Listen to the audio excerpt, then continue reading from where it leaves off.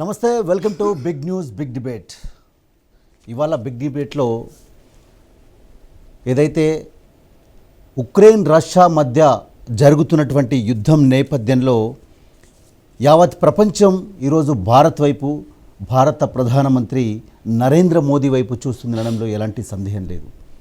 ఎందుకంటే ఈరోజు ఈ రెండు దేశాల మధ్య జరుగుతున్నటువంటి ఈ ఆధిపత్య పోరులో దీనిపై అగ్గి రాల్చింది ఎవరు, దీని వెనకాల ఉందెవరు, తర్వాత హ్యాండ్ ఇచ్చింది ఎవరు, ఈరోజు సమిధులు అవుతుంది ఎవరు, ఎవరికి శిక్ష అనుభవిస్తుంది ఎవరు అనే ఒక చర్చ ఈరోజు ప్రపంచవ్యాప్తంగా జరుగుతుంది. ఈ నేపథ్యంలో మోదీ తీసుకున్న వైఖరి, మోదీ భారతదేశం తీసుకున్నటువంటి అవలంబిస్తున్నటువంటి వైఖరియే చాలా ప్రధానంగా చర్చ జరుగుతున్నటువంటి పరిస్థితి కనిపిస్తుంది. అంటే ఒక నాయకత్వం, ఒక సమర్థత ఈరోజు బలంగా ఎంత బలంగా ఉంటే ఆ విధానాలు, విదేశాంగ విధానం ఎంత బలంగా ఉంటే ఈరోజు ప్రపంచమే కాదు మొత్తం అందరూ తన వైపు చూస్తానడానికి ఒక చిన్న ఉదాహరణ ఈరోజు ప్రధాని మోదీ భారతదేశం అవలంబిస్తున్నటువంటి తీరు. ఎందుకంటే రష్యా, ఉక్రెయిన్ రెండు కూడా మిత్ర దేశాలే, చాలా ఏళ్ళుగా భారత్తో కలిసి ఉన్నటువంటి దేశాలు. కానీ ఈరోజు మన పక్కన పొంచి ఉన్న ప్రమాదం ఇటు చైనా కావచ్చు, పాకిస్తాన్ కావచ్చు.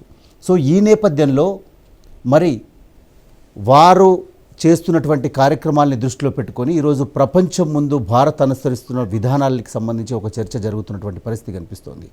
ఈరోజు జెలెన్స్కీ కొద్దిసేపటి క్రితం, అంటే ఈరోజు ఉక్రెయిన్ దేశం భారత్ తలదూర్చి భారత్ దీంట్లో జోక్యం చేసుకుంటే రష్యా యుద్ధం ఆపేస్తుంది అని చెప్పింది. అంటే ఈరోజు భారత్ యొక్క సత్తా ఏంటో మనం అర్థం చేసుకోవాల్సినటువంటి పరిస్థితి కనిపిస్తూ ఉంది.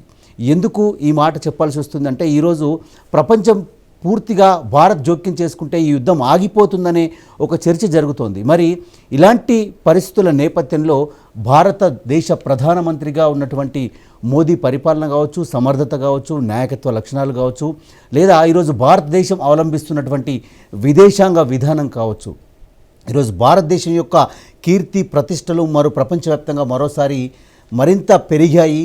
ఈరోజు భారతదేశం యొక్క కీర్తి మరింత పెరిగిందని చెప్పడంలో ఎలాంటి సందేహం లేదు. సో ఇలాంటి పరిస్థితుల నేపథ్యంలో మనకి ఇంకొక అంశాన్ని కూడా చెప్పుకోవాల్సినటువంటి పరిస్థితి కనిపిస్తూ ఉంది.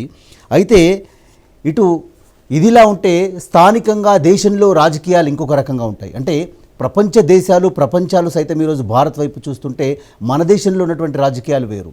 ఇక్కడ ఇంటర్నల్గా జరుగుతున్నటువంటి రాజకీయాలు ఇతర దేశాలని సమర్థిస్తూ మాట్లాడుతున్నటువంటి నాయకులు ఉన్నటువంటి పరిస్థితి మన దేశంలో కనిపిస్తుంది. ఇప్పుడు నాన్ బీజేపీ, నాన్ కాంగ్రెస్ ఇంకో వేదిక తయారు చేస్తామని కేసీఆర్ లాంటి నాయకులు ముందుకొచ్చి దేశానికి మేమే దేశకి నేతలం, మేమే దేశంలో ప్రధానమంత్రి అవుతామని చెప్తున్నటువంటి నేతలు ఉన్నటువంటి పరిస్థితి కనిపిస్తూ ఉంది.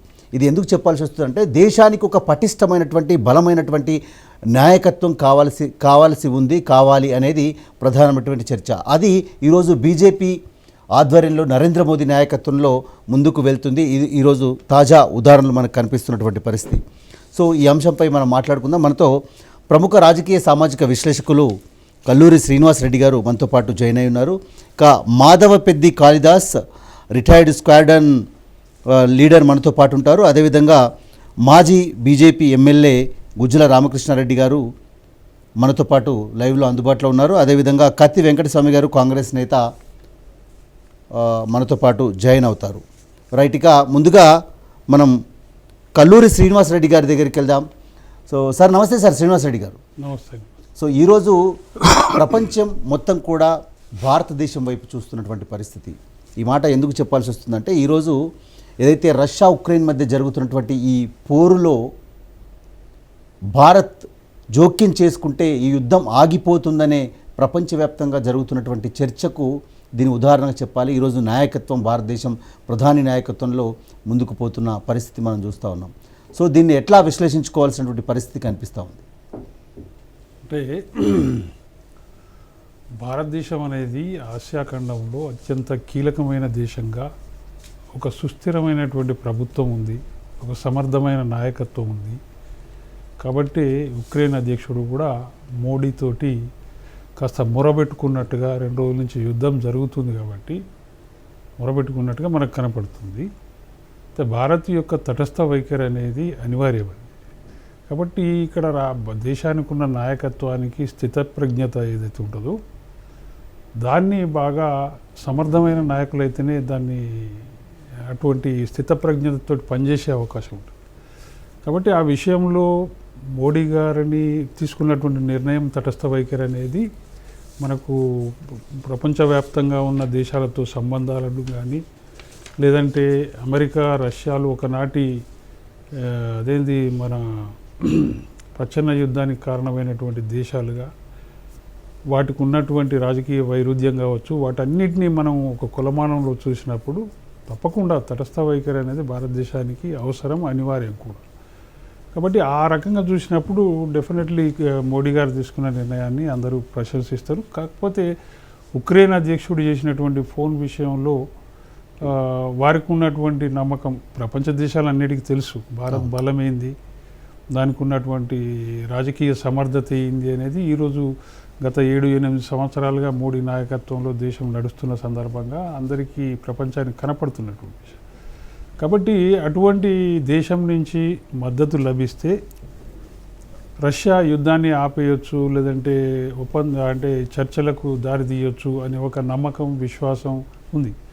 అయితే మోడీ గారు ఇచ్చినటువంటి పిలుపు ఏంటంటే చర్చలతోటి సమస్యను పరిష్కరించుకోవాలని మన ప్రధానమంత్రి గారు సూచించిన విషయం కూడా మనకు తెలుసు.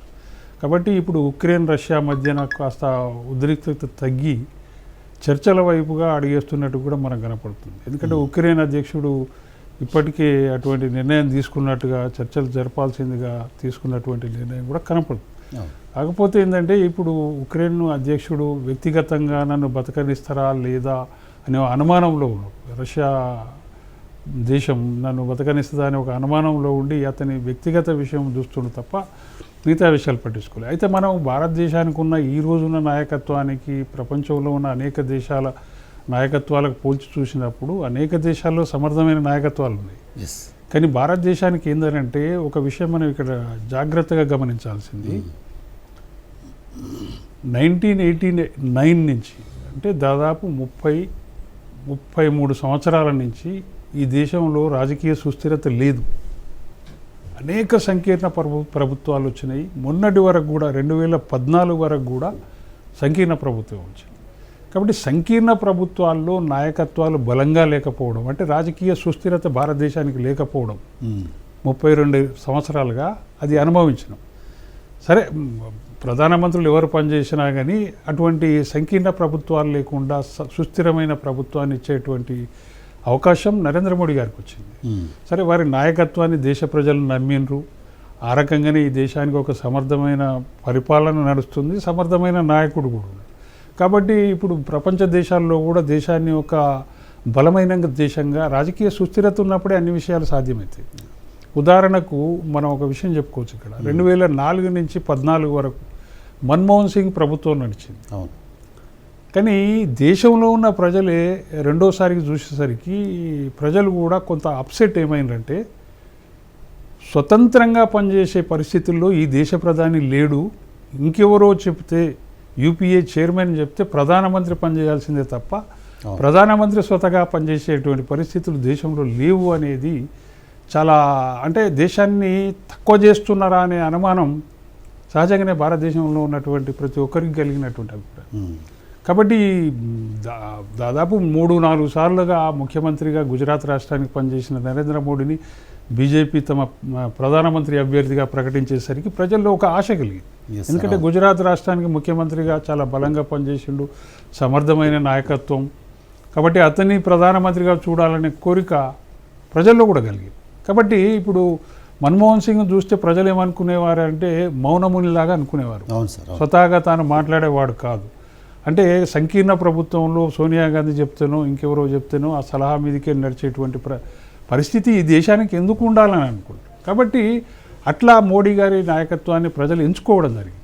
సరే, ప్రజలు ఎంచుకున్న విశ్వాసాన్ని మోడీ గారు నిలబెట్టుకున్నారంటే ఖచ్చితంగా నిలబెట్టుకున్నారు.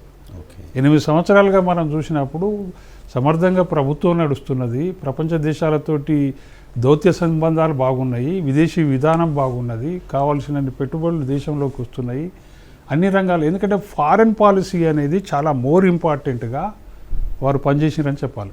దాదాపు 165 దేశాల వరకు ఇప్పటికే ప్రధాని పర్యటనలు చేసినట్టు, అంటే 100కు పైగా పర్యటనలు చేసినట్టుగా మనకు తెలుసు. అంటే దాదాపుగా ప్రతి దేశానికి కూడా ఈరోజు రాజకీయ సుస్థిరతతోటి బలమైన నాయకత్వంలో భారతదేశం నడుస్తుంది అనేది ప్రతి దేశం నోటీసులో ఉంది. Okay sir. కాబట్టి ఈరోజు ఉక్రెయిన్ అధ్యక్షుడు కూడా ఫోన్ చేసి అంత ప్రాధేయపడడానికి కారణం ఏంటంటే భారతదేశం ఏ నిర్ణయం తీసుకున్నా కానీ కాస్త చాలా మేరకు అది జరిగే అవకాశం ఉంటుంది ఇప్పుడు ఉన్నటువంటి ప్రపంచ దేశాల సంబంధాల్లో చూసినప్పుడు అనే నమ్మకం అతనికి ఉండే చేసింది. ఓకే. కానీ అక్కడ ఏంటంటే ఆ నాయకత్వం ఉక్రెయిన్ నాయకత్వం చేసిన తప్పిదాల వల్ల ఈరోజు యుద్ధం జరుగుతున్నది అని కూడా మనకు పరోక్షంగా తెలుస్తున్నది. మనకు డైరెక్ట్గా రష్యా అటాక్ చేసిందనేంత వరకే తెలుసు, కానీ ఉక్రెయిన్ నాయకత్వం ఏం చేసిందని మనం ఆలోచన చేసినప్పుడు తప్పిదాలు చాలా చేసింది. కాబట్టి యుద్ధం అనేది అనివార్యంగా రష్యా చేసిందనే అభిప్రాయం కూడా మనకు కలుగుతుంది. కాబట్టి అట్లా కంపేర్ చేసినప్పుడు నాయకత్వాల బలహీనత స్థితపరిజ్ఞత కోల్పోయినప్పుడు ఇటువంటి యుద్ధాలు వచ్చేటువంటి అవకాశాలు కూడా ఉంటాయని మనకు తెలిసిపోతుంది. మనతో పాటు కల్లూరి శ్రీనివాసరెడ్డి గారు, మనతో పాటు గుజ్జుల రామకృష్ణారెడ్డి గారు జాయిన్ అయినారు. సార్ నమస్తే సార్. రామకృష్ణారెడ్డి గారు నమస్తే బాగున్నారా? So fine sir. సార్ ఈరోజు కల్లూరి శ్రీనివాసరెడ్డి గారు ఒక మాట చెప్పారు. అంటే ఉక్రెయిన్ ప్రధానమంత్రి ఉక్రెయిన్ అధ్యక్షుడు చేసినటువంటి తప్పిదాలే ఈరోజు ఆ దేశం అనుభవిస్తున్నటువంటి పరిస్థితి. ఎందుకంటే అమెరికా నాటో దేశాలని నమ్మి ఈరోజు ఆయన కూడా కొన్ని కవ్వింపు చర్యలకు పాల్పడడమే ఈరోజు అనుభవిస్తున్నటువంటి పరిస్థితి, ఈరోజు అక్కడ జరుగుతున్నటువంటి పరిణామాలు అనేది. సో ఈరోజు భారతదేశం లాంటి ఒక బలమైనటువంటి ప్రధానమంత్రి ఉన్నాడు కాబట్టి ఈరోజు ఒక సమర్థవంతమైనటువంటి నాయకత్వం అందిస్తుంది భారతదేశానికి అని ఒక చర్చ. యావత్ ప్రపంచం సైతం ఈరోజు భారత్ జోక్యం చేసుకుంటే ఈ యుద్ధం ఆగిపోతుందనే ఒక చర్చ జరుగుతున్నటువంటి పరిస్థితి. తాజాగా కొద్దిసేపటి క్రితం ఉక్రెయిన్ అధ్యక్షుడే భారత ప్రధానితో మాట్లాడారని ఒక చర్చ జరుగుతున్నటువంటి పరిస్థితి మనం బ్రేకింగ్ న్యూస్ చూస్తూ ఉన్నాం. ప్రధాని వారే చెప్పినారు కదా, ప్రపంచంలో శక్తివంతమైన నాయకత్వం కలిగినటువంటి ప్రధాని మోడీ గారు, మీరు జోక్యం చేసుకోవాలి, మమ్మల్ని కాపాడాలని చెప్పి ఆయన ఓపెన్ గా చెప్పినాడు. చెప్పిన తర్వాత కూడా ఈ దేశం ఇప్పటి వరకు శ్రీనివాస్ రెడ్డి గారు చెప్పింది, నేను జర్నీలు ఉన్న కొట్టి కొంత క్లియర్ గా లేదు, కానీ ఆయన చెప్పిన విషయాలు చాలా స్పష్టంగా కొన్ని విషయాలు చెప్పడం జరిగింది. భారతదేశానికి ఒక అంటే ఒక సమర్థవంతమైనటువంటి నాయకత్వంలో ఇలా భారతదేశ ప్రభుత్వం నడుస్తా ఉన్నది మోడీ గారి నాయకత్వంలో.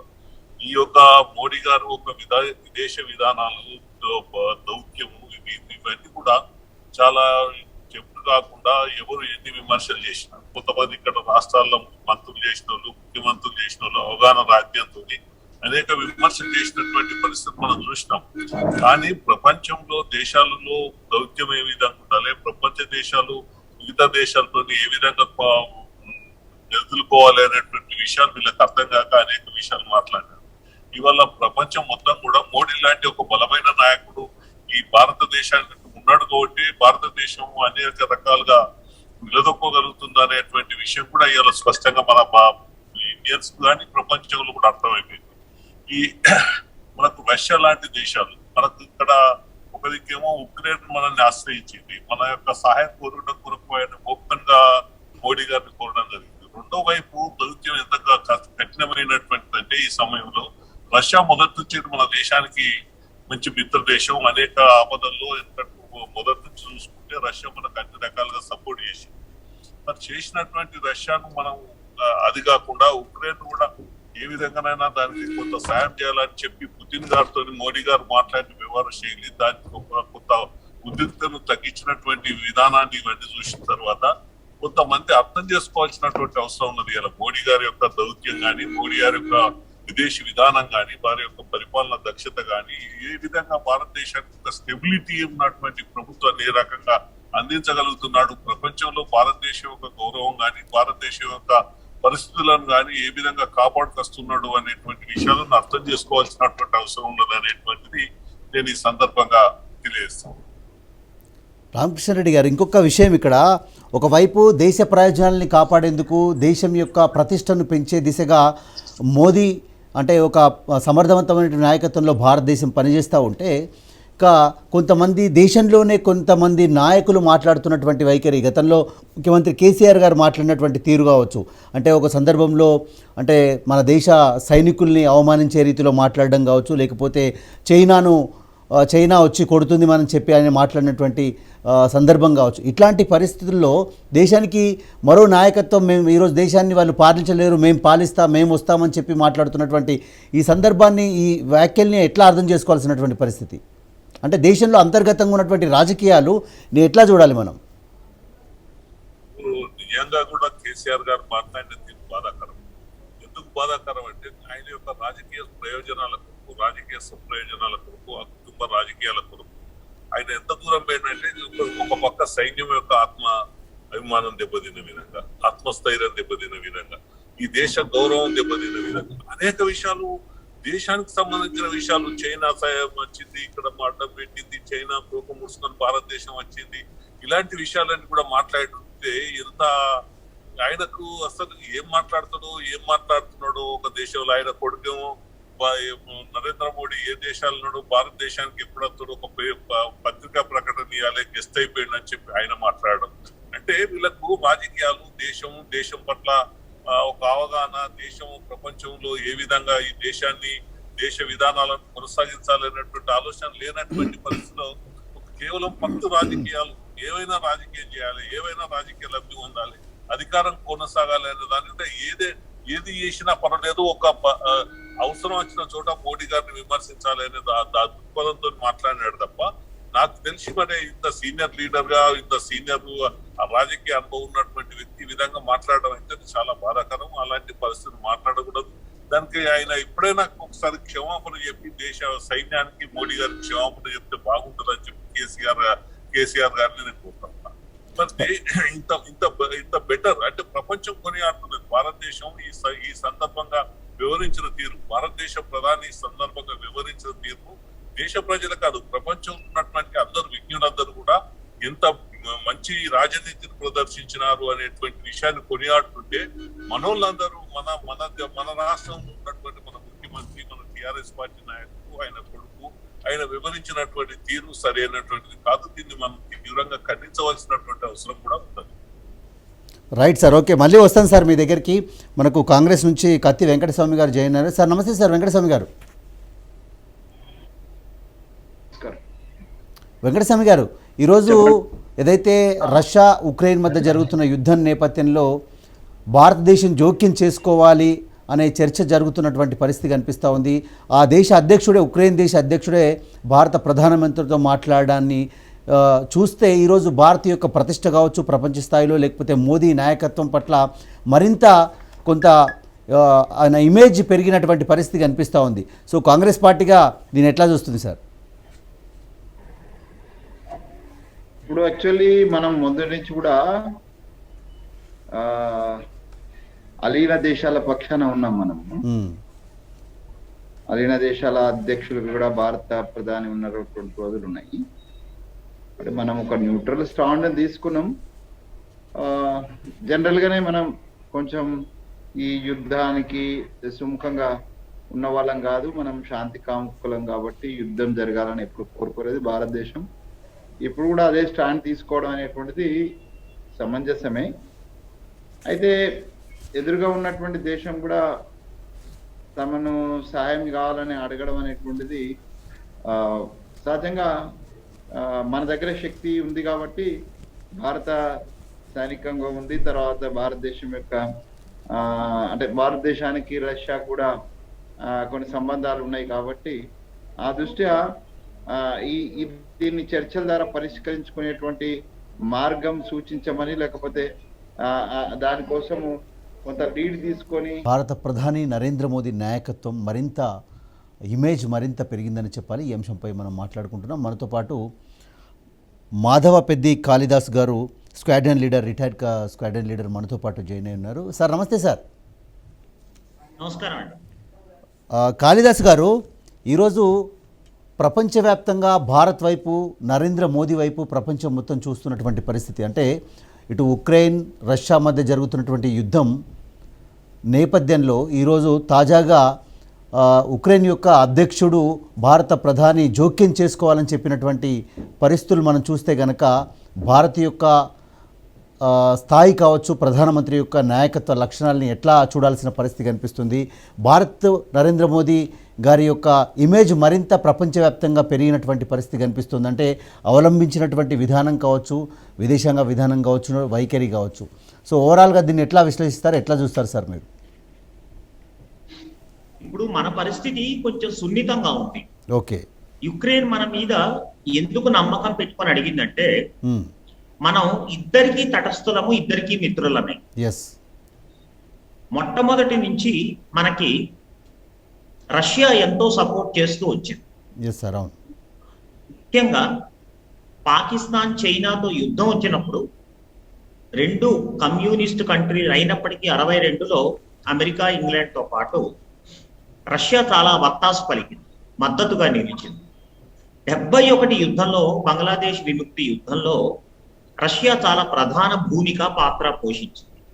ఈ రోజుకి మన డిఫెన్స్ ఎక్విప్మెంట్లో, ముఖ్యంగా భారత వాయుసేనలో, నేవీ, ఆర్మీతో కలుపుకుంటే దాదాపుగా 60% రష్యా యొక్క యుద్ధ విమానాలు, ఇతర యుద్ధ సామాగ్రి ఉన్నాయి.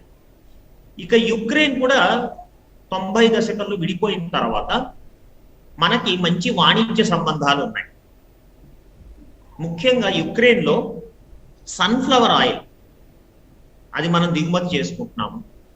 మనకి ఈ రోజున దాదాపుగా $2.8 బిలియన్ వర్త్ బిజినెస్ ఉన్నది.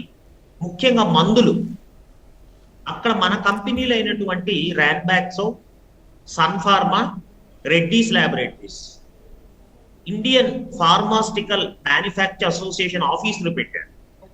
సో ఇప్పుడు చాలా దురదృష్టకరమైన అంశం, రెండు యుద్ధానికి దిగాల్సి వచ్చింది. కారణాలు రకరకాలు, నాటోలో చేరాలా వద్దా అన్న అంశం మీద మొదలైంది.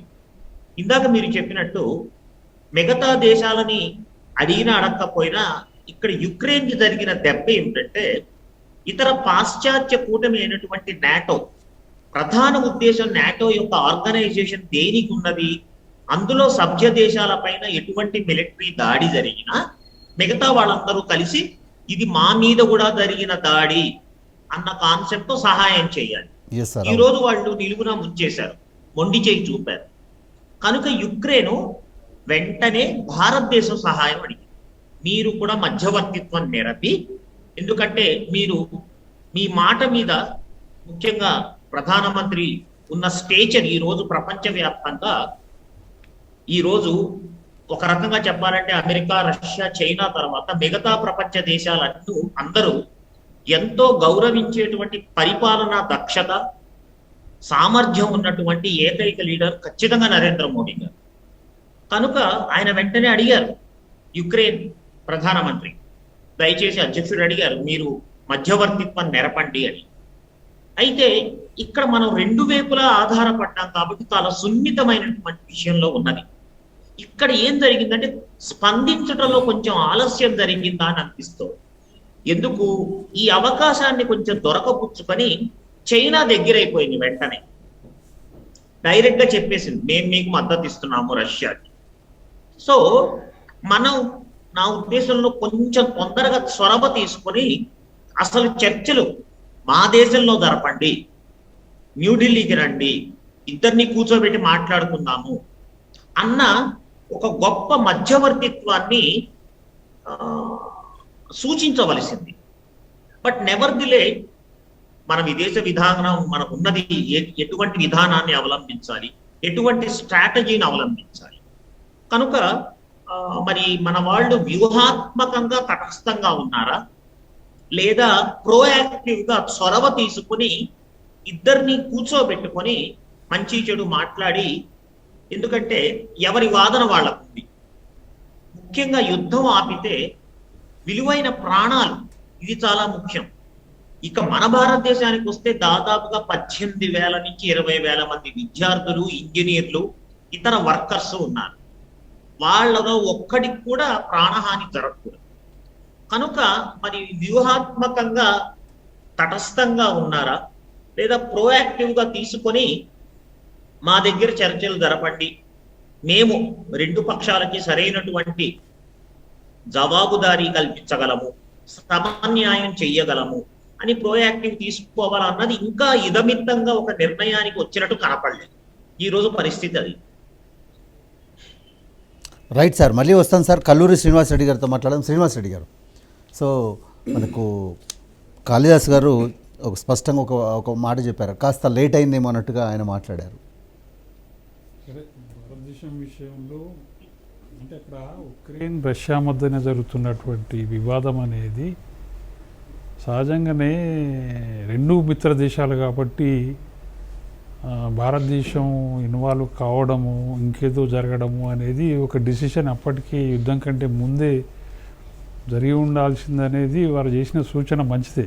భారతదేశానికి కానీ మోడీ గారికి కానీ ఒక దేశానికి కూడా మంచి పేరు వచ్చేటువంటి అవకాశం. కానీ అది అట్లా ఊహించి చేయడం అనేది సాధ్యం కాదేమో అనిపిస్తుంది. ఎందుకంటే ఉక్రెయిన్ అధ్యక్షుడు తనకు తాను తీసుకున్న నిర్ణయాల వల్లనే ఈ తప్పిదాలు జరిగి యుద్ధం దాకా వచ్చిందనేది మనకు అర్థమవుతున్నటువంటి విషయం.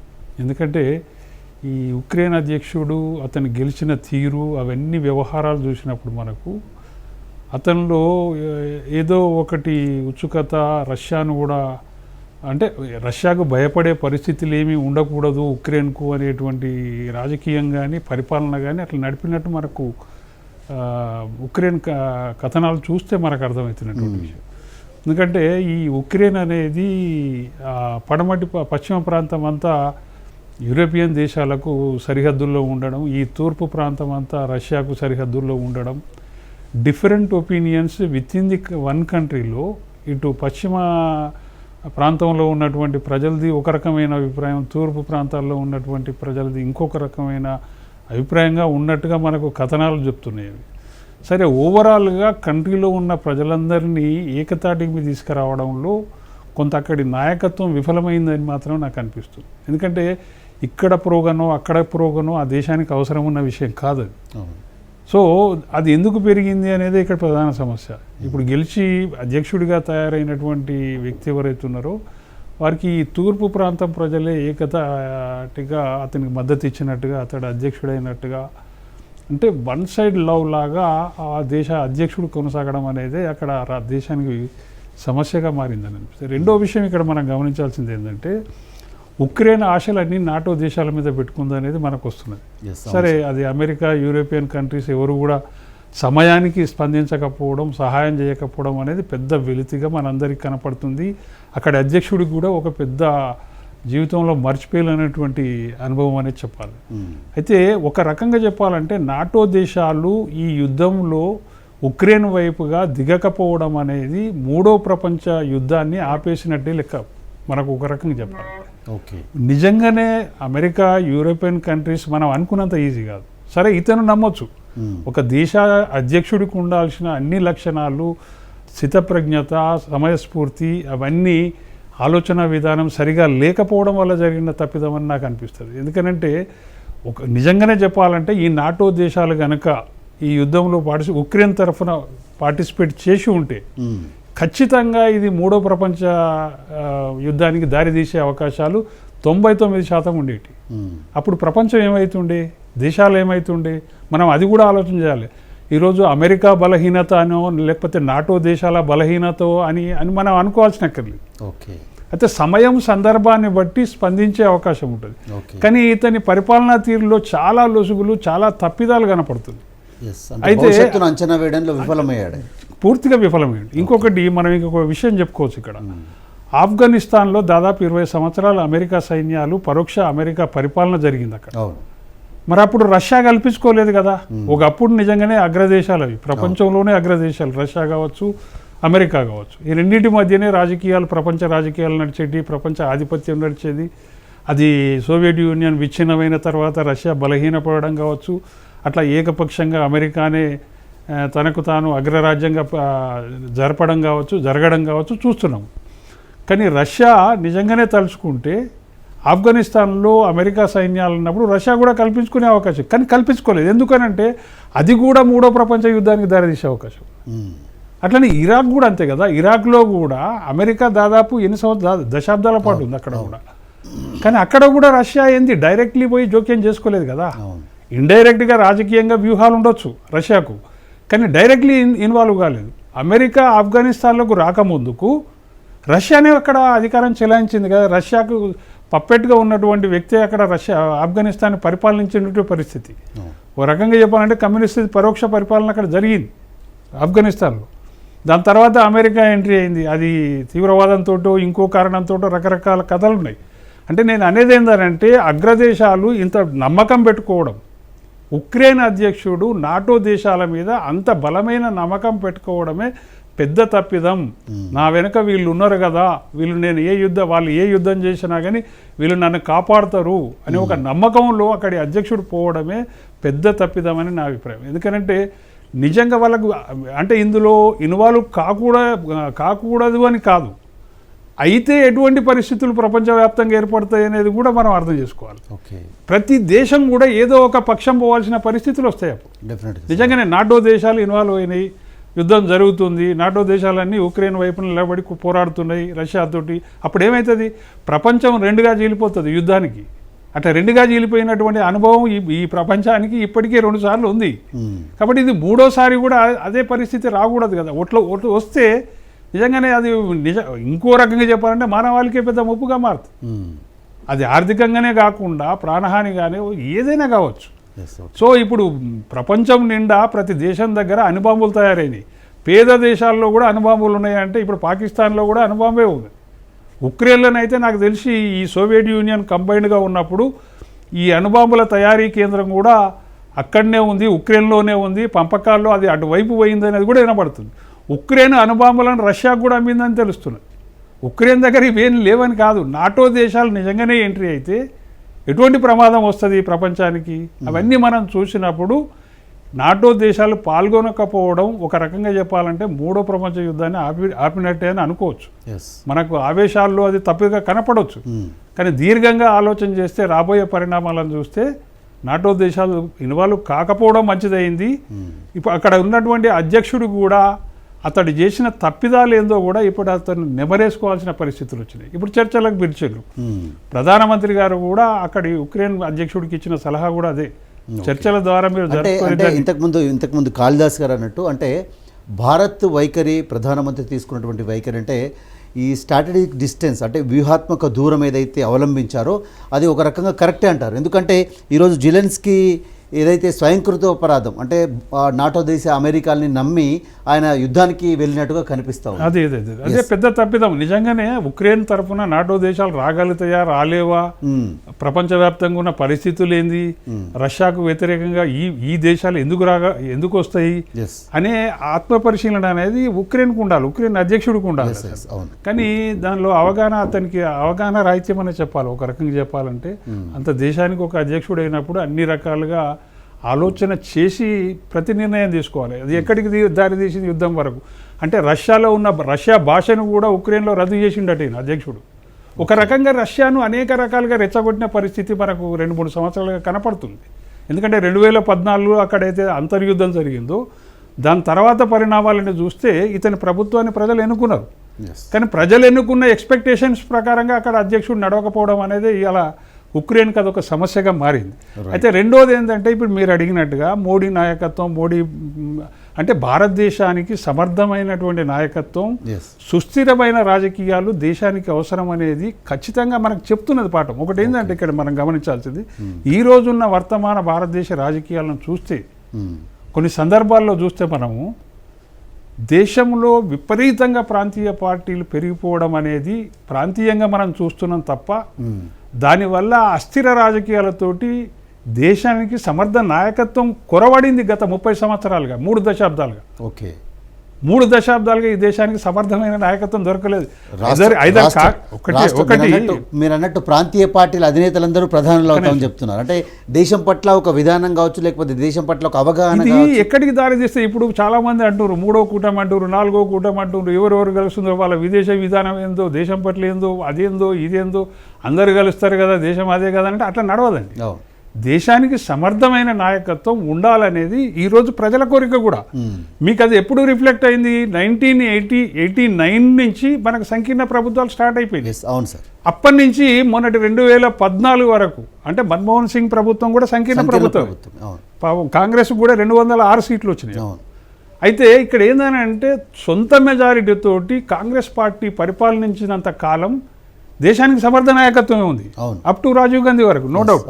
ఇందిరాగాంధీ కానీ రాజీవ్ గాంధీ. మళ్ళీ అదేటువంటి సంపూర్ణ మెజారిటీ తోటి ఒక సమర్థమైన ప్రభుత్వం కానీ సమర్థమైన నాయకత్వం కానీ ఇందిరాగాంధీ తర్వాత దేశానికి కొరబడ్డదండి. పార్టీలు అవసరం లేదు ఇక. ఇలా మోడీని చూస్తే నిజంగానే ఇప్పటిదాకా మన కాళిదాస్ గారు చెప్పారు, మ్మ్. ఎవరు ఏమనుకున్నా కానీ మోడీ నాయకత్వం ఈ దేశానికి బాగా ఉపయోగపడుతుంది. దౌత్యపరంగా కావచ్చు, విదేశీ సంబంధాల విషయంలో కావచ్చు. ఇవాళ నీకు అమెరికా తర్వాత రష్యా, చైనా తర్వాత ప్రపంచ చిత్రపటం మీద ఏది కనపడుతుందంటే భారతదేశం కనపడుతుంది, మోడీ కనపడుతుంది. No doubt. After Russia, China తర్వాత అమెరికా తర్వాత Yes. ఎవరు కనపడుతున్నారు? నాలుగో దేశంగా భారతదేశం కనపడుతుంది. ఎందుకు కనపడుతుంది అని అంటే అప్పుడు సమర్థమైన నాయకత్వం దేశాన్ని రన్ చేస్తున్నప్పుడు ఖచ్చితంగా అందరికి కనపడుతుంది. Right. మరి అదే నువ్వు చంద్రశేఖర్ కాలంలోనో 5 సంవత్సరాలకు 5 నెలల కోసం నడిచిన ఒక ప్రధాని దేశానికి ఉన్నాడు. అవును. అటువంటి ఇంకే దౌర్భాగ్య గుజరాత్, దేవేగౌడ. ఒక్క నిమిషం. అటువంటి దౌర్భాగ్యమైన రాజకీయ పరిస్థితి భారతదేశానికి రాకూడదు అని నేను కోరుకుంటున్నాను. ఎందుకంటే దేశ హితం కోసం చెప్తున్నాను ఇది. Yes. ఇప్పుడు మన దగ్గర ముఖ్యమంత్రి ఉండు కేసీఆర్ గారు ఆ మధ్యన కామెంట్ చేసిండు. అవును. దేశం మీద, సరిహద్దుల మీద ఒక రాష్ట్ర ముఖ్యమంత్రి కామెంట్లు చేయడం ఈ దేశానికి ఎంత మంచిది. అది చైనా వాడు చంపుతున్నాడు అక్కడ అని ఒక రాష్ట్ర ముఖ్యమంత్రి ఈ దేశ సరిహద్దుల మీద మాట్లాడితే ఈ దేశానికి ఉన్నటువంటి పరువు ఏమవుతుంది? మనం ఒకసారి ఆలోచన చేయాలి. మన ఆవేశంలో రాజకీయాల కోసం 4 ఓట్ల కోసం ఏదో మాట్లాడవచ్చు, కానీ దేశానికి జరిగే నష్టం ఏందనేది ఆలోచన చేసే స్థాయిలో ఇలా ప్రాంతీయ పార్టీల నాయకత్వం, ప్రాంతీయ పార్టీల వ్యవహార శైలి ఉండలేదు. అది నష్టం చేస్తుంది. ఓకే. సంకీర్ణ ప్రభుత్వాలతో దేశం నడుస్తుందండి, ఎవరు కూర్చున్నా నడుస్తుంది, నిజమే. కానీ ఇటువంటి పరిస్థితులు వచ్చినప్పుడు, ఇటువంటి సమర్థత లేనప్పుడు, ఇటువంటి రాజకీయ సుస్థిరత లేనప్పుడు రైట్ సార్. దేశానికి జరిగే అనర్థాన్ని కూడా మనం గమనించి భారతదేశ రాజకీయాలు నడిస్తే బాగుంటుందని మనం భావిస్తున్నాం. రైట్. వెంకటస్వామి గారు, సో కంక్లూడ్ చేద్దాం మనం. సో కల్లూరి శ్రీనివాసరెడ్డి గారు ఒక అంశాన్ని తెరపైకి తీసుకొచ్చారు. ఈరోజు సుస్థిరమైనటువంటి పరిపాలన నడుస్తూ ఉంది, ఓకే. కానీ ఇక్కడ ప్రాంతీయ పార్టీలు, కొన్ని పార్టీలు చేస్తున్నటువంటి రాజకీయాలు కావచ్చు, లేకపోతే మాట్లాడుతున్నటువంటి కామెంట్స్ కావచ్చు, వీటి వల్ల కొంత ఇంటర్నల్గా అంటే అంతర్గతంగా ఈ రాజకీయ అస్థిరత వల్ల కొన్ని ఇబ్బందులు తలెత్తే అవకాశం ఉంది. కానీ కొన్ని రోజులుగా భారతదేశంలో ఒక సుస్థిరమైనటువంటి ప్రభుత్వం కొనసాగుతుందని చెప్పి అంటూ ఉన్నారు.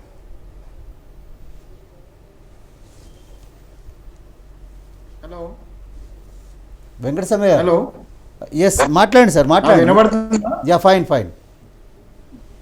శ్రీనివాసరెడ్డి గారు అన్నట్టుగా ఇప్పుడు దాన్నైతే మనం దేశ సమగ్రత, దేశ సరిహద్దులు, లేకపోతే దేశం సంబంధించినటువంటి రక్షణ విషయంలో ఏ రాజకీయ నాయకుడు కూడా లూజ్ టంగ్ ఉండకూడదు అనేది నేను పూర్తిగా సమర్థిస్తున్నా. రాజకీయాల కోసం మాట్లాడకూడదు. దేశాన్ని దృష్టిలో పెట్టుకొని రాజకీయాలన్నీ పక్కకు పోవాలి. దేశం విషయం వచ్చినప్పుడు రాజకీయాలన్నీ పక్కన పెట్టాల్సినటువంటి అవసరం ఉంది. అది ఏ పార్టీకి సంబంధించిన వాళ్ళైనా సరే రాజకీయాలను పక్కన పెట్టి దేశం యొక్క అది ఔన్నత్యం, దాని యొక్క సమగ్రత, దాన్ని కాపాడుకోవడంలో ఎవరికి కూడా అభిప్రాయ భేదం లేదు. సరే, కేసీఆర్ గారిది ఆయన కోడ్ చేస్తున్నాడు. కేసీఆర్ కు ఏం నామ్స్ ఉంటాయండి? కేసీఆర్ లాంటి నాయకుడి నుంచి అది అంటే ఏ సందర్భం వస్తే నోటికోది ఏదొస్తే అది మాట్లాడేటువంటి నాయకుడు కాబట్టి, సరే ఈయనతోటి మిగతా అన్ని ప్రాంతీయ పార్టీలను కానీ ప్రాంతీయ పార్టీల నాయకులను కానీ అట్లా పోల్చలేము. సో ఈయన విషయంలో కొంత మనము తెలుగువాడు కాబట్టి, మనవాడు తెలంగాణ వాడు కాబట్టి, మనవాడు మన ముఖ్యమంత్రి కాబట్టి మనవాడు ఇట్లా అసమంజసంగా వ్యవహరించడం అనేటువంటిది మనందరికి కూడా తలవంపులు తెచ్చేటువంటి విషయం. సరే, అది కొన్నాళ్ళు అది కొనసాగుతుంది. నేను వారితో ఏకీభవిస్తున్నాను. అయితే దాన్ని బేస్ చేసుకొని ప్రాంతీయ పార్టీలు ఉండకూడదు అనేటువంటి దాన్ని తీసుకురావడం అనేటువంటిది కరెక్ట్ కాదు.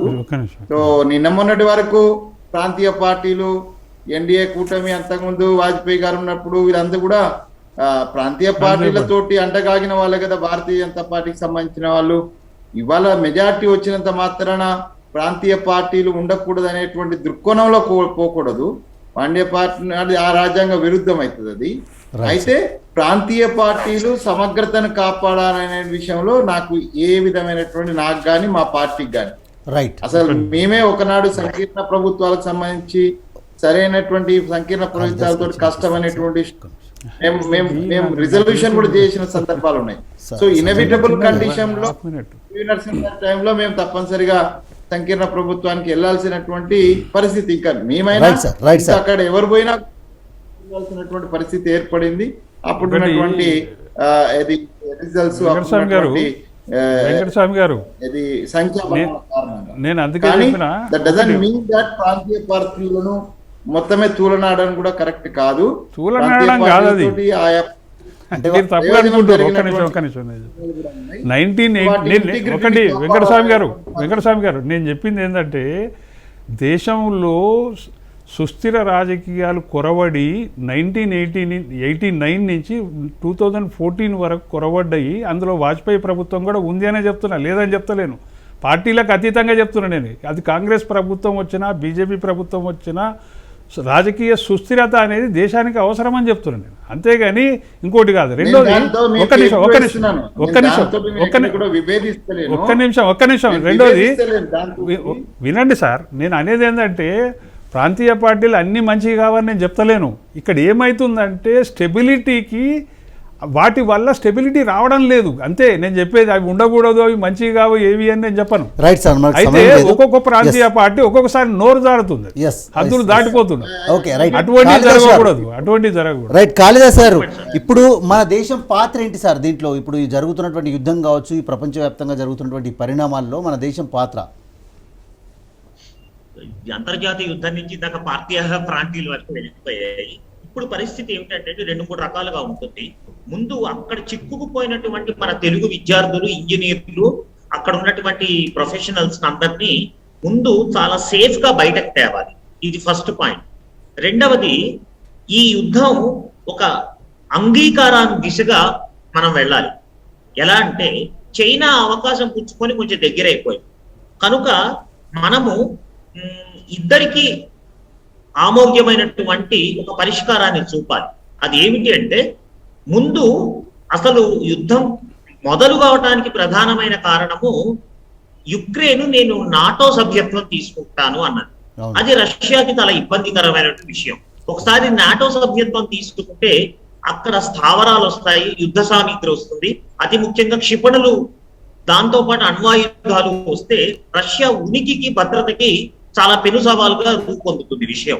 కనుక ఆ పరస్పర విశ్వాసాన్ని మనము ఇద్దరికీ కల్పించడంలో ప్రధాన భూమిక పోషించవచ్చు. ఇప్పటికీ సమయం మించిపోయింది లేదు.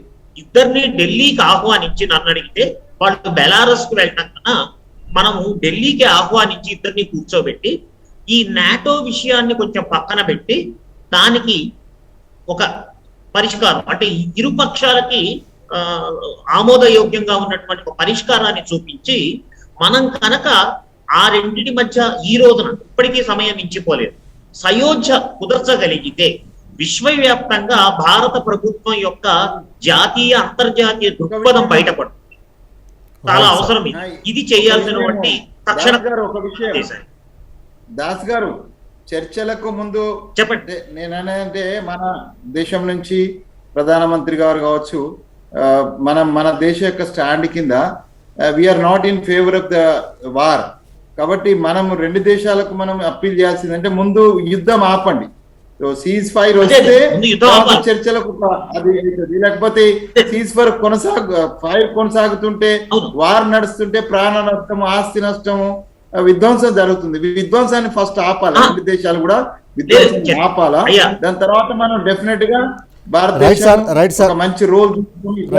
రామకృష్ణారెడ్డి గారు, ఫైనల్ గా మీరు కామెంట్ చేస్తారా సార్ దీనిపైన?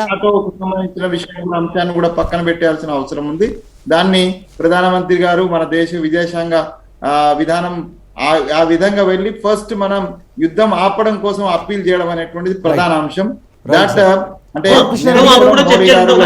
భారతదేశానికి వింటర్ అని అనుకుంటున్నా. కాబట్టి నేను ఫస్ట్ మోడీ గారు ఆ దిశగా, ప్రధానమంత్రి గారు ఆ దిశగా స్టెప్ వేస్తే డెఫినెట్ గా కొన్ని ప్రాణాలను రక్షించడం, కొంత విధ్వంసాన్ని ఆపిన వాళ్ళం అవుతామని నా ఉద్దేశం. Right sir, thank you very much. Venkataswamy గారు, కల్లూరి శ్రీనివాసరెడ్డి గారికి, కాళిదాస్ గారికి, అదేవిధంగా గుజ్జల రామకృష్ణారెడ్డి గారికి ధన్యవాదాలు. ఇది వాటి బిగ్ న్యూస్ బిగ్ డిబేట్. చూస్తూనే ఉండండి రాజ్ న్యూస్.